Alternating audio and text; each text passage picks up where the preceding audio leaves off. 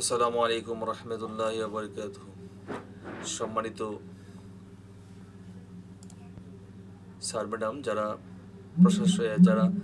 প্রশাসনিক পদে অর্থাৎ সহপ্রধান, প্রধান এবং সুপার অন্যান্য পদে আবেদন করেছেন, তো সবাইকে আন্তরিক শুভেচ্ছা। চলুন আজকে শুরু করি। আজকে হচ্ছে 100টি থেকে 100 পর্যন্ত আমরা এমসিকিউ দেখব।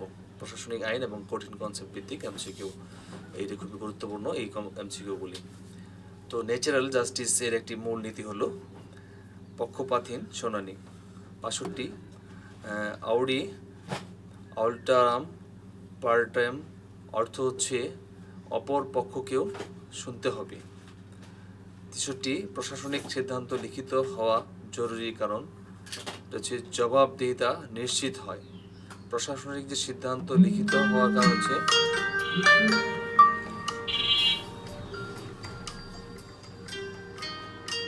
একটা ফোন আসছে, জবাবদিহিতা নিশ্চিত হয়।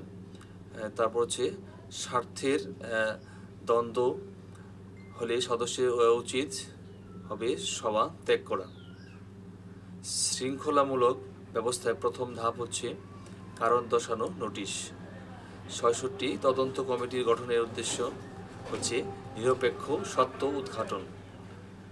কোয়ারাম না থাকলে সিদ্ধান্ত ক্ষণাবার সঠিক অবৈধ। যদি কোয়ারাম না থাকে সিদ্ধান্ত অবৈধ। ৬৮ নম্বর প্রশাসনিক ক্ষমতার অপব্যবহার হলে তা চ্যালেঞ্জযোগ্য। ৬৯ শাস্তি প্রদানের ক্ষেত্রে বিবেচ্য বিষয় হচ্ছে অপরাধের মাত্রা। শাস্তি প্রদানের ক্ষেত্রে বিবেচ্য বিষয় হচ্ছে অপরাধের মাত্রা। ৭০ হচ্ছে লিখিত সতর্কবার্তার উদ্দেশ্য ভবিষ্যৎ সংশোধনের সুযোগ দেওয়া। ৭১ প্রধান শিক্ষক পরিচালনা কমিটির কাছে দায়বদ্ধ একাডেমিক ও প্রশাসনিক বিষয়ে। জরুরি সভা আহ্বান করা যায় বিশেষ প্রয়োজনে। ৭৪ আর্থিক স্বচ্ছতার জন্য প্রয়োজন হচ্ছে নম্বর সঠিক ভাউচার ও রেকর্ড সংরক্ষণ। তারপরে ৭৫ শিক্ষক নিয়োগে স্বচ্ছতা নিশ্চিতের প্রধান উপায় হচ্ছে লিখিত ও মৌখিক পরীক্ষার নম্বর ভিত্তিক মেধা তালিকা। ৭৬ শাস্তিমূলক আদেশে উল্লেখ থাকতে হবে অপরাধ ও বিধির ধারা। তারপর হচ্ছে প্রশাসনিক আপিল করা যায় উচ্চতর কর্তৃপক্ষের কাছে। ৭৮ বরখাস্তের সময় বেতন সংক্রান্ত বিষয় বিধিমালা অনুযায়ী। নৈতিক প্রশাসনের ভিত্তি হচ্ছে স্বচ্ছতা ও জবাবদিহিতা। ৮০ নম্বর হচ্ছে প্রতিষ্ঠানের নীতিমালা সংশোধন করা যায় পরিচালনা কমিটির অনুমোদনে।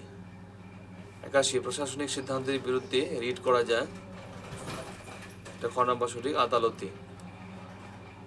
৮২ তদন্ত কমিটির সদস্য হওয়া উচিত নিরপেক্ষ ব্যক্তি। ৮৩ শৃঙ্খলা কমিটির সুপারিশ বিবেচনাধীন। ৮৪ বাজেট অনুমোদনের পূর্বে প্রয়োজন আলোচনার মাধ্যমে প্রস্তাব। ৮৫ পরিচালনা কমিটির বৈঠক বৈধ হওয়ার শর্ত হচ্ছে কোয়ারাম পূর্ণতা। ৮৬ শিক্ষা প্রতিষ্ঠানে তথ্য অধিকার আইনের প্রয়োগ প্রযোজ্য। ৮৭ হচ্ছে প্রধান শিক্ষক অনুপস্থিত থাকলে ভারপ্রাপ্ত হন সহকারী প্রধান। ৮৮ প্রশাসনিক নিরপেক্ষতা বজায় রাখতে প্রয়োজন পক্ষপাতহীনতা। ৮৯ হচ্ছে গুরুতর অসদাচরণে চূড়ান্ত শাস্তি হচ্ছে বরখাস্ত।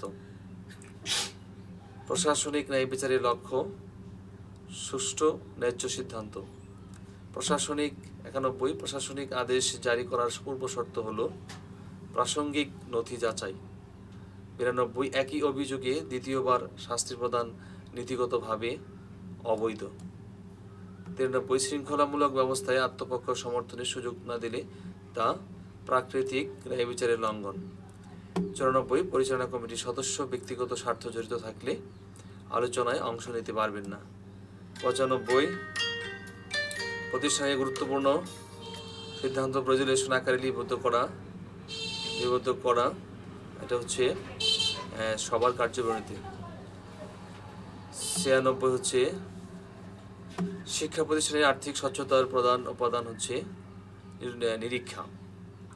৯৭ হচ্ছে প্রশাসনিক ক্ষমতা প্রয়োগে সীমাবদ্ধতা হলো বিধিমালা ও আইন। 98 প্রধান শিক্ষককে অপসারণের পূর্বে প্রয়োজন তদন্ত ও ন্যায়সঙ্গত প্রক্রিয়া। অনেকেই বইয়ের জন্য ফোন দিচ্ছে, যাক আমি ভিডিওটা শেষ করে ফেলি।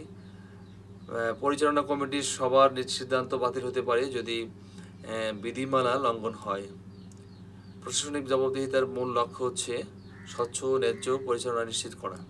তো এখানে আমরা একটা বই বের করেছি, NTRC অষ্টম নিয়োগ 2026 প্রতিষ্ঠান প্রদান ও সহকারী প্রদান পূর্ণাঙ্গ MCQ এবং ভাইভা প্রস্তুতি গাইড।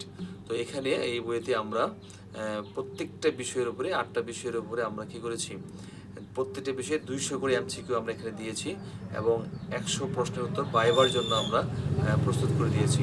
তো যারা বইটি নিতে চান তারা এই নাম্বারে যোগাযোগ করবেন 01956525856। ঠিক আছে, তারা এই নাম্বারে যোগাযোগ করবেন। তো ভালো থাকবেন সবাই। আল্লাহ হাফিজ। আসসালামু আলাইকুম ওয়া রাহমাতুল্লাহি ওয়া বারাকাতুহু।